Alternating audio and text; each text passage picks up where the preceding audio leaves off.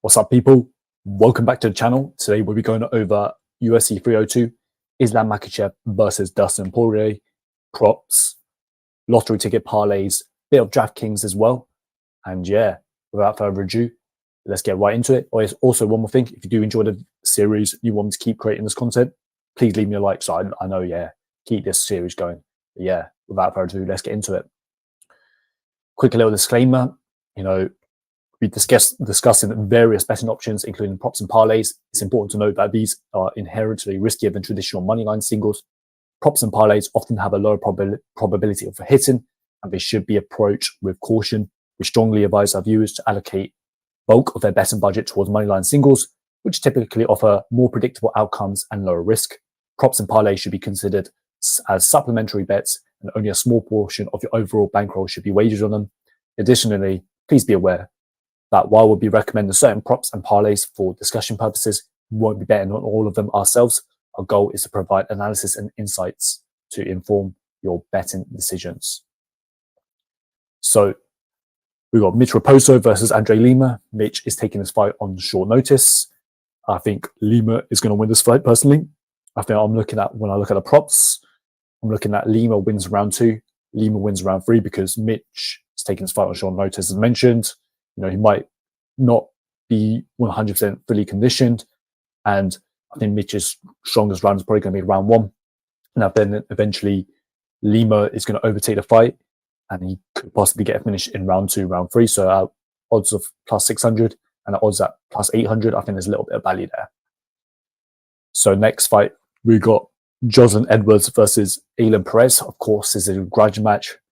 So even though the fight is favored to go to a decision, and I personally favor this fight going to a decision, with Ailin Perez having grappling success on the mat. Both these fighters might really go for it. They might throw a lot more into these shots. Ailin Perez might be much more aggressive on the mat. So I think Ailin Perez via sub plus 1200, that could hold some value. I do believe that Ailin Perez is going to have a lot of success on the mat, so she could possibly look for a submission in the spot.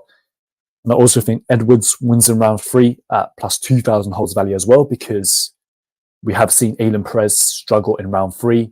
So it could be a situation where Ailin Perez wins the first 2 rounds and she starts to tire, and then Jocelyn Edwards really puts it on Ailin Perez in round 3. Lucy Podolova almost finished Ailin Perez in round 3 after being dominated for 2 rounds. So next fight, we got Mickey Gall versus Basel Hafez. Now, if you guys are targeting Basel Hafez and putting him into your parlays or betting them straight, you might want to look at Mickey Gall by decision plus 600 as a possible hedge. I think Mickey Gall's grappling offense is a little bit overrated. I don't really see a finish coming from him on that side, whether it's a ground and pound or a submission finish. Also, Hafez inside the distance is only plus 160. So I do think there's a little bit of value on Hafez wins in round 1 plus 325. Hafez wins in round 2 plus 550. Hafez wins in round 3 plus 1,000. Hafez seems to have some heavy hands. Mickey Gall coming off a 2-year layoff. Who knows how he's going to perform inside the cage. And I do believe Hafez is going to win the fight. So I think those lines hold a little bit of value. Next fight we have here, we've got Grant Dawson versus Joe Solecki. Now, I personally favour Dawson to win this fight because I think he's much more effective on the mat with his grappling. I just think he's a better all-round grappler. But, Dawson's sub plus 465, I think that holds some value.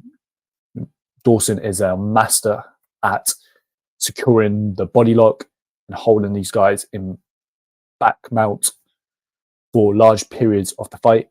And if he's got Solecki in that position, he might hold the position, but he might be fishing for a sub. So I think at plus 465, I think that holds a little bit of value. And also, if you guys are targeting Dawson, put him into your parlays. I think Solecki via decision holds some value. I know Dawson got KO'd against Bobby Green, but that looked pretty sketchy. Even though Solecki has a little bit of sting on his punches, I don't really see a knockout or submission from that side. So I think Solecki via decision is probably his most likely path to winning the fight. So if you are targeting Dawson, put him into your parlays, and you want to have a hedge, you might want to look at Solecki via decision. Next fight we have here, we've got Nico Price versus Alex Morono. Now, of course, there's a rematch, and it looks like Nico Price is on a steep decline. And I do believe that Morono is the rightful favorite in this matchup in this spot. But in the first fight, Nico Price got the knockout, and Morono is a guy who's prone to making bad fight IQ mistakes in his fight against Santiago Ponzinibbio, for example. He was completely dominating that matchup, and he ended up getting KO'd in round 3. So, you know, Price wins in round 1 plus 800. Price wins in round 2 plus 1,000.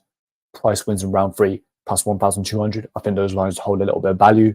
And if you guys are targeting Morono from a betting perspective, then you might want to put maybe some hedges on Nico Price to win the fight by round 1, round 2, round 3, because I do believe that is most likely path to securing the victory in this matchup. So next fight we have here, we've got Randy Brown versus Zaleski dos Santos. Now, some props I picked out is Zaleski dos Santos wins by TKO/KO plus 500.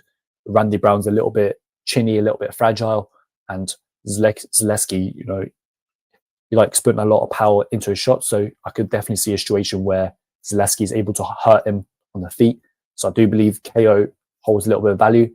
Even though I favour the fight going to a decision as the more likely outcome. Talking of which, Brown wins by decision plus 185.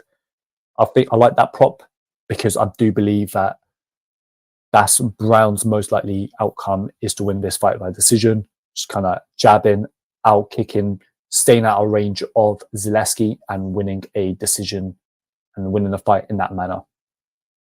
So next fight we have here, we got Jolton Almeida versus Alexander Romanov. Now, this fight is favoured to end inside the distance. I personally lean towards the Jolton Almeida side. So I'm looking at Almeida inside the distance props. These are some that you might want to target. Almeida wins by submission. I think that's the most likely outcome if he is able to get a finish. And I think that's the one that everyone's probably going to be targeting at plus 175. But I like Almeida round 2 plus 375 and Almeida round 3 plus 900 because Romanov's best round is likely going to be around 1. So it might take Almeida a round to kind of wear on a Romanov and for Romanov to tire, and Almeida could possibly get a finish in round 2 or round 3. And Almeida wins by TKO/KO at plus 350. Even though the sub is more likely outcome, we could see a situation where Almeida goes for heavy ground and pound finish instead. You know, next fight we have here, we've got Kevin Holland versus Mikhail Olasejczyk, and the prop I picked out for this fight was Mikhail wins by decision. I know a lot of you guys are going to be wanting to target Kevin Holland from a betting perspective, put him into your parlays. I know there's a lot of confidence on the Kevin Holland side, and if Mikhail's going to win this fight, I think it's going to be likely via decision because I do believe Kevin Holland's very, very hard to finish and it's very, very tough and he's got good durability. So at plus 900, I think that could be a good hedge option for you guys. Or if you guys do like the Mikhail side, I believe that's the most likely outcome and path for him to win this fight. And our next fight we have here, we've got the main event.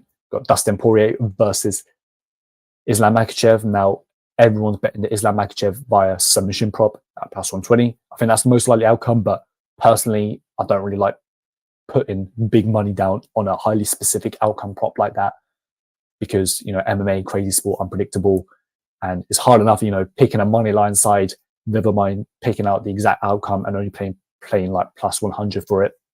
So even though people are saying, look, Dustin Poirier is going to win this fight, it's probably going to be by a KO or one of those guillotines, I do believe Islam Makachev has very, very good wrestling, and I think it's going to be hard for Dustin Poirier to secure a victory via guillotine. And with the KO aspect, I think Islam Makachev is very, very tough, and it's going to be very, very hard for Dustin Poirier to get a one-shot kill. So I think if you're looking at a hedge, I think Poirier wins via decision plus 400 holds the most amount of value.